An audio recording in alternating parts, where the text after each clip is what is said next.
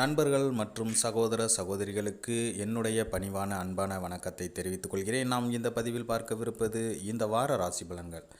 March 25 முதல் 31 வரைக்கு உண்டான 12 ராசிக்காரர்களுக்கும் இந்த வாரம் எப்படி இருக்கும் அப்படின்னு இந்த பதிவில் நம்ம பார்க்கலாம்.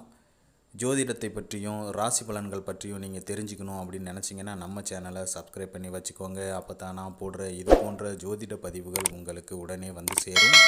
மார்ச் மாதத்தின் 4வது வாரத்தில் திருக்கணித பஞ்சாங்கப்படி நவகிரகங்களின் சஞ்சாரத்தை பார்த்தால் சூரியன் மீன ராசியில் அமர்ந்திருக்கிறார், செவ்வாய் கும்ப வீட்டில் அமர்ந்திருக்கிறார், புதன் மீன ராசியில் சஞ்சரிக்கிறார். 25ஆம் தேதி மேஷ ராசிக்கு இடம் மாறுகிறார். மேஷத்தில் குரு சஞ்சரிக்கிறார், சுக்கிரன் கும்பம் ராசியில் பயணிக்கிறார், கும்பத்தில் சனி, மீனத்தில் ராகு, கன்னியில் கேது என கிரகங்கள் சஞ்சரிக்கின்றன.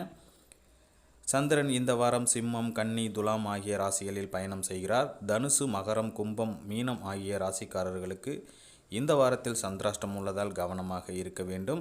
இந்த வார கிரகங்களின் சஞ்சார கூட்டணி பார்வைகளால் மேஷம் முதல் மீனம் வரைக்கு உண்டான 12 ராசிக்காரர்களுக்கும் யாருக்கு அதிர்ஷ்டம் அதிகரிக்கும், சுப விரய செலவுகள் யாருக்கு என்று இந்த பதிவில் பார்க்கலாம். வீடியோவை ஸ்கிப் பண்ணாமல் முழுசாக பாருங்கள். கும்பம் ராசி அன்பர்களுக்கு சூரியன் உங்கள் ராசிக்கு 2ஆம் இடத்தில் அமர்ந்திருக்கிறார். அதனால் விட்டு கொடுத்து போகின்றவர்கள் கெட்டுப்போவதில்லை என்ற பழமொழியை மனதில் வைத்து குடும்பத்தினருடன் அனுசரித்து செல்வது நல்லது. வியாபார ஸ்தலங்களில் யாருடனும் வாக்குவாதம் செய்யாதீர்கள். சந்திரன் நகர்வுகள் உங்களுக்கு சாதகமான பலன்களையே கொடுக்கும். ஏற்றுமதி இறக்குமதி தொழில் சிறப்பாக நடக்கும். ஐடி ஊழியர்கள் புதிய சாதனை படைப்பார்கள். செவ்வாய் 1ஆம் இடத்தில் இருப்பதால் ஆன்லைன் வர்த்தகங்கள் அமோகமான பலன்களை கொடுக்கும். புதிய தொழில்களில் முதலீடு செய்வீர்கள்.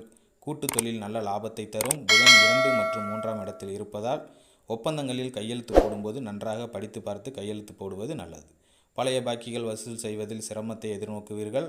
வரவுக்கு மேல் செலவுகள் அதிகரிக்கும். குரு 4ஆம் இடத்தில் இருப்பதால் வழக்கறிஞர்கள் வாத திறமையால் புகழடைவார்கள்.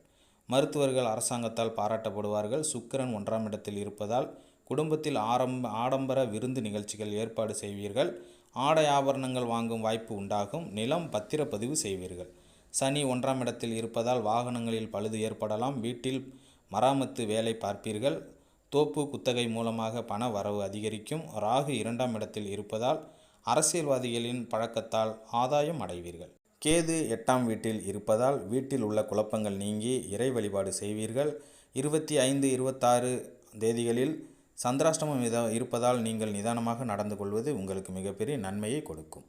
அன்பர்களே, இத்துடன் இந்த பதிவு நிறைவடைகிறது. இந்த பதிவு பிடித்திருந்தால் நம்ம சேனலை லைக் பண்ணுங்கள், ஷேர் பண்ணுங்கள், கமெண்ட் பண்ணுங்கள், குறிப்பாக சப்ஸ்கிரைப் பண்ணி சப்போர்ட் பண்ணுங்கள். மீண்டும் அடுத்த பதிவில் சந்திக்கிறேன். நன்றி, வணக்கம்.